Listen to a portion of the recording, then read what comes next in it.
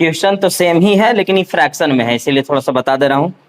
कह रहा है कि एक विद्यार्थी ने किसी संख्या को 5/3 से गुना करने के स्थान पर इसे 3/5 से गुना कर दिया। परिकलन में त्रुटि प्रतिशत कितनी है? कहने का मतलब है कि जोड़ने को कहेंगे आप घटा देंगे, घटाने में जोड़ देंगे, गुना में भाग कर देंगे, भागा में गुना कर देंगे। तो मैं इसे चाहूं तो 100 पिछला बार की तरह मान के बता सकता हूं, अलग से भी बता सकता हूं, लेकिन पिछले बार वाला मान लीजिए।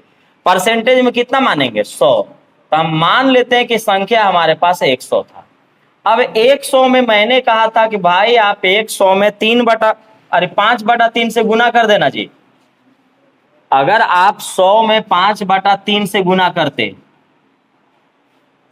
तो इतना आता। तो एक काम करिए, अगर आपको इसी हिसाब से बनाना है तो आपको क्या करना होगा कि ऐसे फ्रैक्शन लिखिए।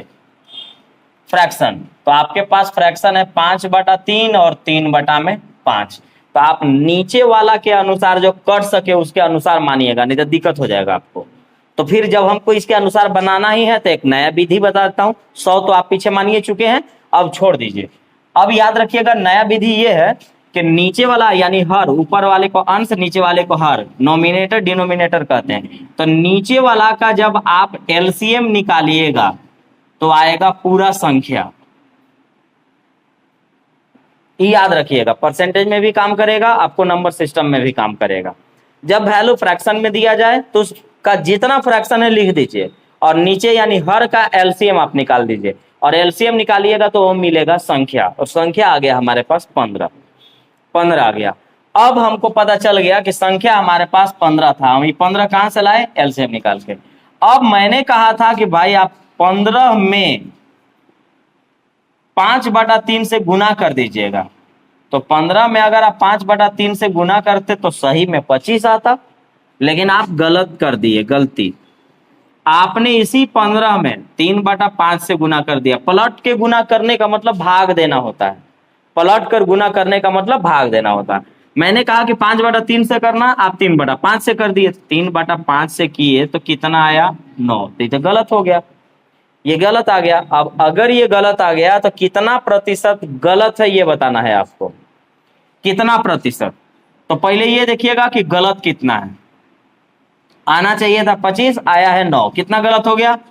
16 गलत। तो 16 ये जो गलत आया है, ये गलत और सही का आकलन होता कहां से है? मतलब कहां से? तो सही से। इससे पीछे वाले सवाल में साफ बोला था कि मुझे त्रुटि का परसेंट बताइएगा सही पर, वास्तविक पर। तो जब कभी भी गलत है या सही है ये पता चलेगा आपका सही वाला वैल्यू पर। तो आपका सही वाला वैल्यू कितना है? 16। पहले गलती कितना किया हूं? 16 किया हूं। किस पर गलती हुआ है? 25 पर, और परसेंट में चेंज करने के लिए 100 से गुना। 25 चौका 100, 16 चौका 64% का मैंने मिस्टेक किया। और ये मिस्टेक हमेशा किस पर होगा? सही पर। पीछे वाला क्वेश्चन में उसने साफ बोल दिया था कि त्रुटि का जो परसेंट है वो सही पर बताइएगा, और इस वाले में बोला नहीं है। तो आपको याद रखना है कि जब भी गलती का प्रतिशत आपको बताया जाएगा या पूछा जाएगा, वो किससे पता चलेगा? तो सही पर पता चलेगा। और आपका जो सही है वो है 25, इसीलिए उसको लिखा हूं नीचे। तो जब कभी भी इनमें पता करना हो तो सही पर करिएगा। आंसर 64%।